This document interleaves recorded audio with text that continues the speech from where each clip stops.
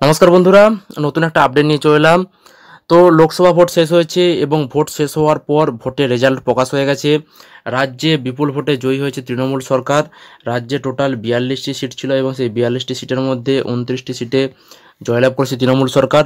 তো সেই জয়লাভের পর রাজ্য সরকার এসএসসি এসএলএসটি চাকরি প্রার্থীদেরকে নিয়ে কী ভাবছে, নতুন করে টেট পরীক্ষা হবে কিনা, নতুন করে শিক্ষক নিয়োগ করবে কিনা, এইসব নিয়ে সরকার কী চিন্তাভাবনা করছে সেটা নিয়ে আলোচনা করব।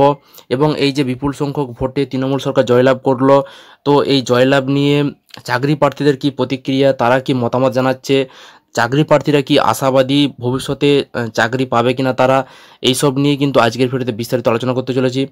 তোমরা অবশ্যই ভিডিওটি কোনো রকম স্কিপ না করে সম্পূর্ণ দেখবে। ভিডিওটি ভালো লাগলে একটি লাইক করে দেবে, বন্ধুদের শেয়ার করবে, আর এরকম আরও ভিডিও পেতে চ্যানেলটি অবশ্যই সাবস্ক্রাইব করবে। তো চলো বেশি দেরি না করে আমরা ভিডিওটা শুরু করে দিই। প্রকাশিত হয়েছে লোকসভা ভোটের ফল। রাজ্যে বিরাট জয় পেয়েছে মমতা বন্দ্যোপাধ্যায়ের নেতৃত্বাধীন তৃণমূল কংগ্রেস। বড় ধাক্কা খেয়েছে বিজেপি। ভোট পর্ব মিটেছে। এবার দ্রুত চাকরি চান চাকরি প্রার্থীরা। নিয়োগের দাবিতে গান্ধী মূর্তির পাদদেশ, মাতঙ্গিনী হাজরা মূর্তির পাদদেশ মঞ্চসহ ধর্মতলা চত্বরে বিভিন্ন চাকরি প্রার্থীদের 3টি মঞ্চ আছে। নিয়োগের দাবিতে টানা আন্দোলন চালাচ্ছেন চাকরি প্রার্থীরা। তাদের আশা এই বিপুল জয়ের পরে মুখ্যমন্ত্রী কর্মসংস্থানের দিকটিও দেখবেন। তো বন্ধুরা, এখানে আপডেট থেকে যেটি জানা যাচ্ছে যে লোকসভা ভোটের ফলাফল প্রকাশ হয়েছে এবং ফলাফল প্রকাশের পর যেটা দেখা যাচ্ছে যে মুখ্যমন্ত্রী মমতা ব্যানার্জির নেতৃত্বাধীন যে সরকার তৃণমূল কংগ্রেস কিন্তু বিপুল ভোটে জয়ী হয়েছে। তো এবার বিপুল ভোটে জয়ী হওয়ার পর কিন্তু চাকরি প্রার্থীরা আশা করছেন যে এই জয়ের পরে মুখ্যমন্ত্রী মমতা ব্যানার্জি অবশ্যই কর্মসংস্থানের দিকটা দেখবেন। কারণ দীর্ঘদিন ধরে চাকরি প্রার্থীরা বিভিন্ন মঞ্চ তৈরি করে আন্দোলন করছে। তারা আন্দোলন করে গেলেও সেখানে কিন্তু কোনো রকম আশানুরূপ ফল তারা পায়নি। তো এবার যেহেতু মুখ্যমন্ত্রী মমতা ব্যানার্জি সরকার বিপুল ভোটে জয় পেয়েছে, সেহেতু যাতে তাদের দিকটাও দেখেন, যাতে চাকরি প্রার্থীরা যাতে চাকরি পান, তাদের যাতে কর্মসংস্থানে সেই দিকটাও যাতে দেখেন, এরকম কিন্তু চাকরি প্রার্থীরা আশা করছে প্রত্যেকেই। চাকরি প্রার্থীরা বলছেন তৃণমূল বিপুল জনাদেশ পেয়েছে। আশা করা যায় এবার মুখ্যমন্ত্রী মমতা বন্দ্যোপাধ্যায় কর্মসংস্থানে গুরুত্ব দেবেন। তবে বিপুল জনসমর্থন পাওয়া মানে এটা নয় যে শিক্ষাক্ষেত্রে নিয়োগ দুর্নীতি হয়নি। এই ভোটে রাজ্যের মানুষ হয়তো ভাতার উপর আস্থা রাখলো। তো বন্ধুরা, এই ভোটের ফলাফল প্রকাশ হওয়ার পর কিন্তু চাকরি প্রার্থীরা বিভিন্ন রকম মতামত জানাচ্ছে। চাকরি প্রার্থীদের একাংশ যেটা জানাচ্ছে যে রাজ্য সরকার বিপুল ভোটে জয় হয়েছে, এবার অনেকে আশা করছে যে এবার হয়তো মুখ্যমন্ত্রীর কর্মসংস্থানটাও করবেন, রাজ্যে কর্মসংস্থান দেবেন, সেদিকেও গুরুত্ব দেবেন। এবং এর পাশাপাশি চাকরি প্রার্থীরা এটাও জানাচ্ছে যে বিপুল জনসমর্থন পাওয়া মানে এটা নয় যে শিক্ষাক্ষেত্রে দুর্নীতি হয়নি। শিক্ষাক্ষেত্রে দুর্নীতিটা ভুয়ো, এটা কিন্তু কখনোই মনে করা যায় না। তবে তারা যেটা জানাচ্ছে যে রাজ্যের মানুষ হয়তো এই ভোটে যেটা পরিষ্কার হলো যে রাজ্যের মানুষ কর্মসংস্থানের থেকেও ভাতার উপর বেশি আস্থা রেখেছে, এটা কিন্তু এই ভোটের পর পরিষ্কার বোঝা গেল। অষ্টপদ শাসমল নামে এক চাকরি প্রার্থী বলেন, আমাদের কথা আন্তরিকতার সঙ্গে কোনো রাজনৈতিক দলই ভাবে না। এই ভোট প্রমাণ করলো চাকরির দাবিতে আমাদের লড়াইটা আমাদের একার।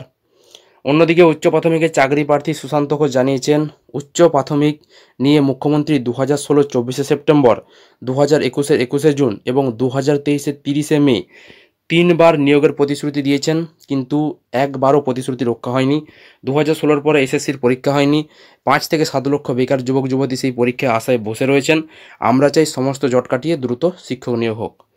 তো বন্ধুরা, এই ভোটের ফলাফলের পরেই কিন্তু চাকরি প্রার্থীরা বিভিন্ন রকম মতামত করেছে, তারা তাদের মতামত জানিয়েছেন। তাদের মধ্যে একজন চাকরি প্রার্থী অষ্টপদ শাসমল, তিনি কিন্তু বলেছেন যে আমাদের কথা কোনো রাজনৈতিক দলই ভাবে না। আমরা সেখানে ভোটটা সেটা কিন্তু প্রমাণ করে দিল। এবং তারা কিন্তু চাকরির দাবিতে যে লড়াইটা করছে সেই লড়াইটা কিন্তু তাদের নিজেদের লড়াই, এখানে কোনো রাজনৈতিক দল তাদের পাশে নেই, সেটা কিন্তু চাকরি প্রার্থী পরিষ্কারভাবে জানিয়ে দিল। আর অন্যদিকে উচ্চ প্রাথমিকে যে চাকরি প্রার্থী সুশান্ত ঘোষ, তিনি যেটা জানিয়েছেন যে এর আগে মুখ্যমন্ত্রী মমতা ব্যানার্জি 3বার কিন্তু প্রতিশ্রুতি দিয়েছেন এসএসসি চাকরি প্রার্থীদেরকে, কিন্তু প্রতিশ্রুতি দেওয়ার পরেও কিন্তু একবারও প্রতিশ্রুতি রক্ষা হয়নি। 2016 24শে সেপ্টেম্বর তিনি কিন্তু বলেছিলেন যে নতুন করে এসএসসি হবে, এসএসসিতে নিয়োগ হবে, এটা বলেছিলেন। 2021 21-এর জন্য বলেছিলেন এবং 2023 30শে মে তিনি কিন্তু জানিয়েছিলেন যে নতুন এসএসসি হবে, শিক্ষক নিয়োগ হবে, শিক্ষক রেডি আছে, শূন্যপদ রেডি আছে, দ্রুতই কিন্তু শিক্ষক নিয়োগ করবেন, এরকম কিন্তু তিনি জানিয়েছিলেন। এবং 3বার প্রতিশ্রুতি দেওয়ার পরেও কিন্তু এখনও কোনো রকম পরীক্ষা হয়নি। রাজ্যে প্রায় 5 থেকে 7 লক্ষ বেকার যুবক যুবতী সেই পরীক্ষা দেওয়ার আশায় কিন্তু বসে রয়েছে। যারা পরীক্ষা দিয়ে পাস করেছে তারা চাকরি পায়নি, অপরদিকে এমন বেকার যুবক যুবতী রয়েছে যারা কিন্তু দীর্ঘদিন ধরে পরীক্ষায় বসতে পারেনি, তারা কিন্তু একটা পরীক্ষার আশায় বসে রয়েছে। তো সর্বশেষ যেটা জানাচ্ছে চাকরি প্রার্থীরা যে তাদের যে সমস্ত জট কাটুক, সমস্ত জট কেটে দ্রুত যাতে শিক্ষক নিয়োগ হয়, এটাই কিন্তু তাদের প্রত্যেকের দাবি। তো এই ছিল আপডেট। এই বিষয়ে তোমাদের কারো কোনো মতামত থাকলে অবশ্যই তোমরা ভিডিওর কমেন্ট বক্সে কমেন্ট করে জানাবে। ভিডিওটি ভালো হলে একটি লাইক করে দেবে, বন্ধুদের শেয়ার করবে, আর এরকম আরও আপডেট পেতে চ্যানেলটি অবশ্যই সাবস্ক্রাইব করবে। ধন্যবাদ।